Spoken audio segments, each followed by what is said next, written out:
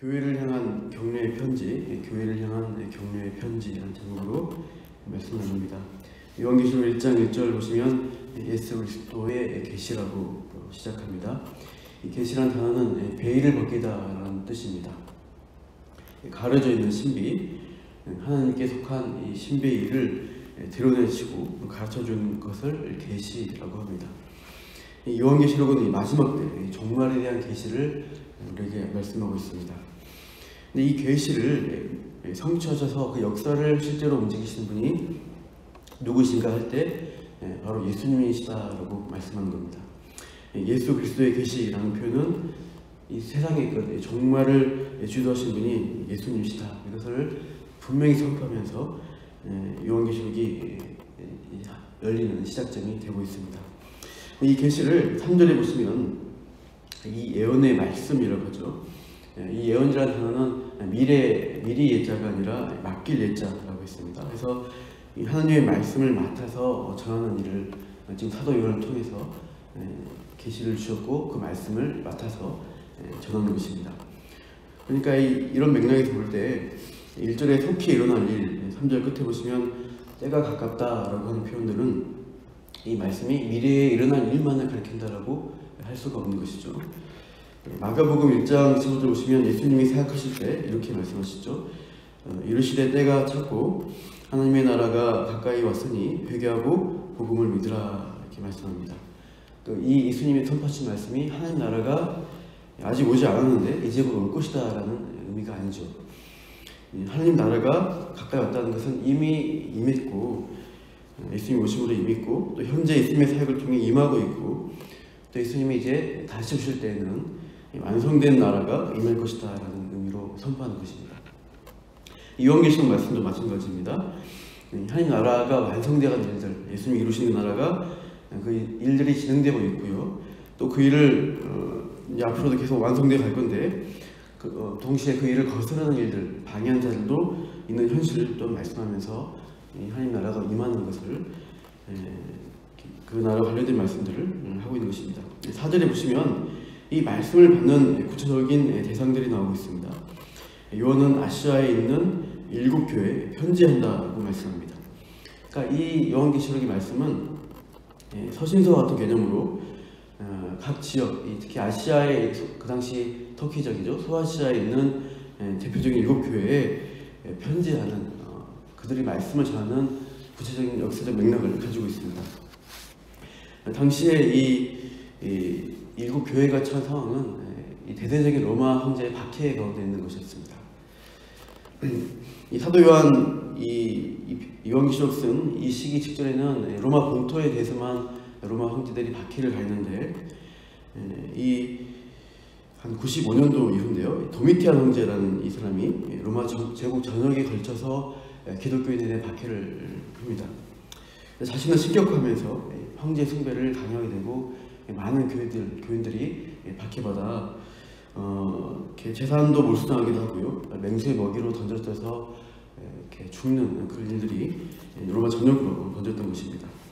이 사도 요한이 주로 이 소아시아의 중심 도시인 에베소에서 목회를 했는데요, 여기도 이제 사도 요한이 교회 지도자로 잡혀서 역사적 기록의 증언에 의하면 산채로 기름 붓는 그 솥에 넣어서 죽임을 당하는 그런 처형을 하려고 했는데 기적적으로 죽지 않고 이렇게 튀어나갔다고 합니다. 그래서 사도 요한을 구리 광산에 있는 이 반모선으로 유배시켜서 이렇게 노동을 시켰던 것이죠.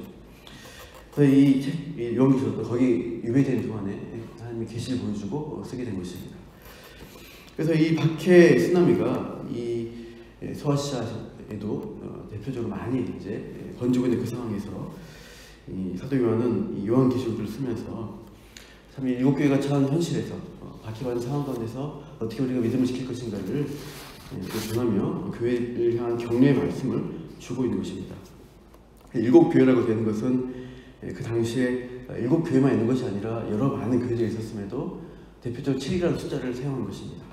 완전수라는 숫자를 통해서 하나님이 이 전 세계 보편적 교회에 향한 말씀으로, 또 그 당시에 소아시아 교회도 상황도 그렇지만 오고 오는 모든 교회를 향한 하나님의 격려, 교회를 향한 격려의 말씀이다라고 우리가 생각하시면 되겠습니다.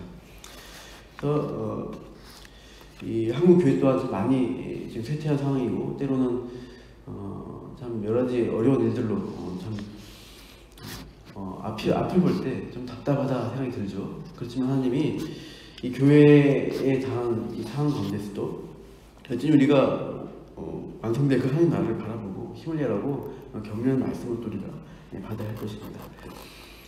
순교의 위협이 있는 그 상황에도 이 일곱 교회가 결국은 또 전 세계, 지금 우리나라까지 영향을 미치는 그러한 복음을 가지고 나왔던 것이고 우리 시대 이후에도 이 복음의 역사는 계속 이어질 것입니다. 이것을 주신 약속이 4절 5절 보시면 인사말을 주시고 있습니다. 이제도 계시고 전에도 계셨고 장차 오시리와 그 보좌 앞에 앉은 7명과 5절 같이 읽겠습니다. 또 충성된 증인으로 죽은 자들 가운데서 먼저 나시고 땅의 임금들의 머리가 되신 예수 그리스도로 말미암아 은혜와 평강이 너에게 있기를 원하노라. 여기까지입니다. 이렇게 인사말을 교회를 향해서 이 사도 요한은 주고 있고요. 또 우리를 향해서 주고 있는 말씀입니다. 이 앞에 오시면은 4절에 보시면 이제도 계시고 전에도 계셨고 장차 오시리라고 되어 있는데요. 이 부분은 성부 하나님을 가리키는 표현입니다. 그래서 계속 계셔왔고 태초 전에도 계셔왔고 또 장차 오시리라고 표현하는데요. 그래서 장차 오시리라고 하는 표현이 마치 보면 우리가 딱 읽다 보면 예수님이 아닌가라고 생각이 드는데 뒤에 5절에는 예수님이 뒤에 나오기 때문에 또 4절 마지막에는 성령님이 7명으로 나옵니다.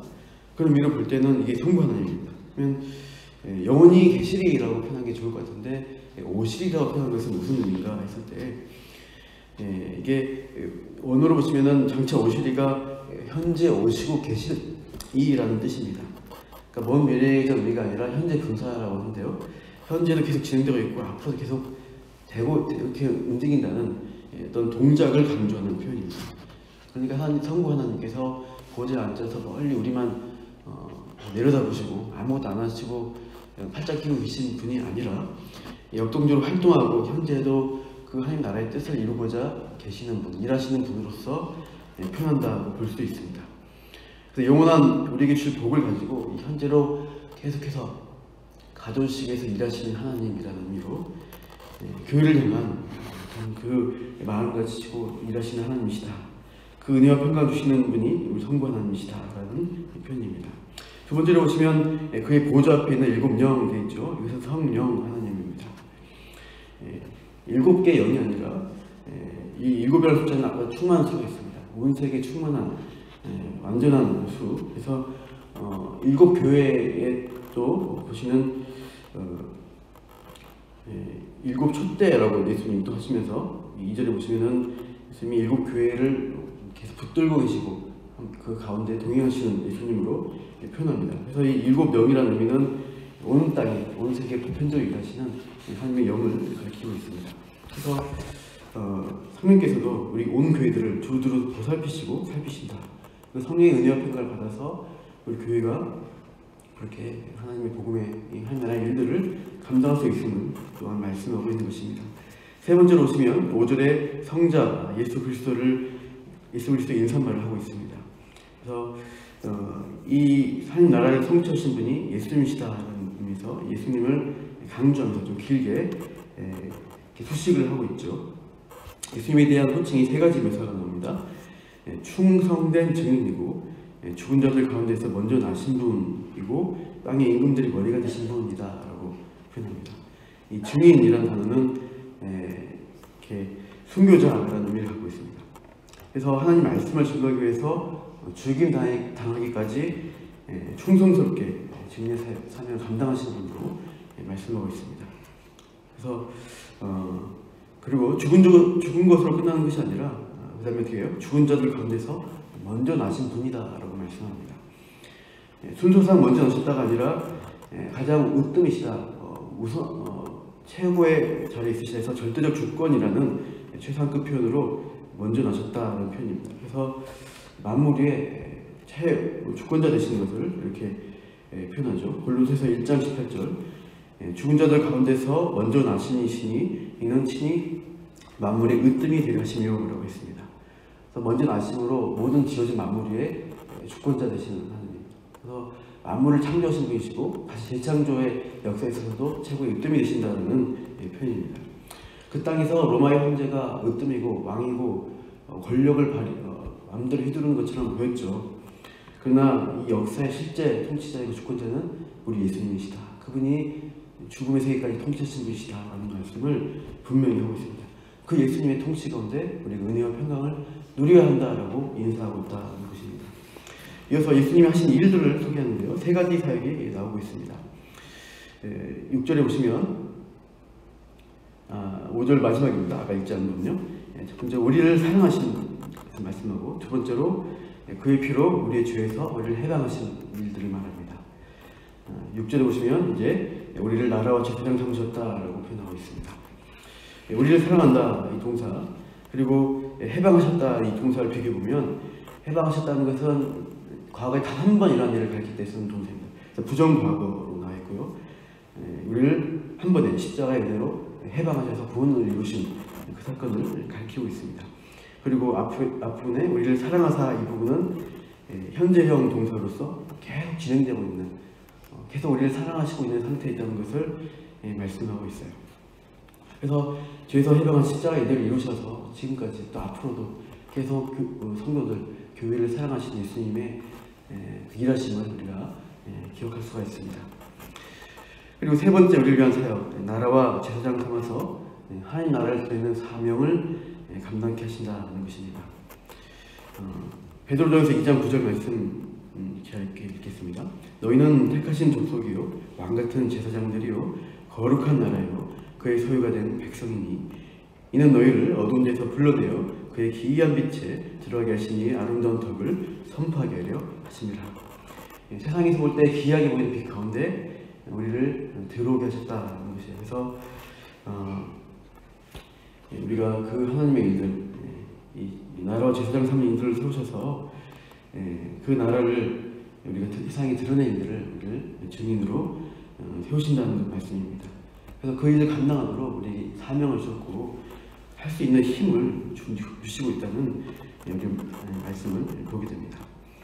그래서 사도 요한은 이 교회들을 향해서 이 삼일체 하나님의 은혜와 평강 인사말을 전하면서 확신 있게 교회를 향한 아멘, 아멘이라고 선포하고 있습니다. 그래서 6절 마지막에 보십시오. 그에게 영광과 능력이 세세히 있기를 원하노라. 아멘 되어 있습니다. 7절 마지막에 보십시오. 그러하리라. 아멘 하고 나옵니다. 7절은 무슨 말씀입니까? 6절까지는 성도, 교회를 향한 보호하심, 사랑하심, 하나님의 일하심을 표현하는 아멘이었고요. 7절에 보시면은 7절에는 예수님이 재림할 때 어떤 일이 있을 것인가를 보여주는데 우리 교회를 박해하는 대적자들의 상황을 보여주고 있습니다. 불자다 그가 구름을 타고 오시리라. 승천할 때와 같은 모습으로 오실 것인데요. 각 사람의 눈이 그를 보겠고 그를 찌른 자들도 볼 것이요 땅에 있는 모든 족속이 그로 말미암아 애곡하리니 그러하리라. 아멘 되어 있습니다. 심판받은 자들이 어떻게 될 것인가를 말씀합니다. 초림 때는 소수의 예수님의 제자들이 구름 가운데 가려진 예수님의 승천의 모습을 보았지만 재림하실 때는 어떻게 돼요? 각 사람, 모든 사람의 눈이 재림하신 예수님을 보게 됩니다. 그 보게 될 때 그냥 보는 것으로 끝나는 것이 아니라 그 재림이 그 사람들에게 쉽게 말하면 천국 아니면 지옥이죠. 구원 아니면 심판입니다. 그런 날로 임하게 될 것을 밝혀주고 있습니다. 그 중에 그를 찌른 자가 예수님을 본다고 했습니다. 십자가에서 찌른 로마 병정이지만 이것은 복음을 받아들이지 않고 예수님의 복음을 거역하는 자들, 복음을 반대하는 모든 자들이 찌른 자들입니다. 그런 모든 족속들이 회개하지 않고 자기가 주인 되어서 자기 힘으로 새 땅에서 내가 주인이다, 내가 로마 황제야 하고 살아간 자들을 향해서 그들이 재림 날 때 심판 앞에 애곡하게 될 것을 경고하고 있습니다. 반드시 그렇게 될 것이다. 아멘 하고 있는 것입니다. 알파와 오메가, 8절 보시면 알파 오메가, 역사의 처음과 나중이신 마지막이신 하나님께서, 이 전능하신 하나님께서 이 오고 오는 교회, 지금까지 왔던 교회와 또 우리의 교회와 앞으로 올 교회를 책임지시고 끝까지 붙들어 가실 것이다. 그리고 교회를 박해한 자들 향해서는 그때 심판을 하실 것이다 라는 분명한 승리를 우리에게 약속하시고 또 격려하시고 있다는 것입니다. 그런 성부, 성자, 성령 하나님의 약속과 은혜와 평강 주신다는 확신으로 오늘 하루 힘있게 살아가시기를 축원합니다. 기도하겠습니다.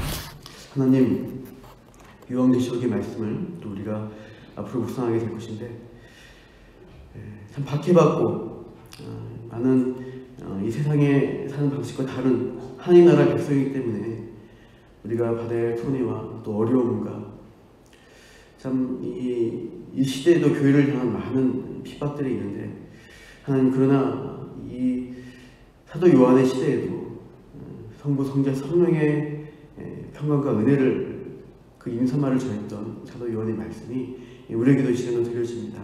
하나님, 어려울 때, 박해받을 때 또 하나님 나라를 바라보면서 완성될 그날에 하나님이 주실 그 영광스러운 모습을, 성대의 모습을 바라보며 오늘도 힘을 얻고 그 나라 붙들고 순종하며 나아가는 주의 백성을 오늘도 함께하여 주시옵소서.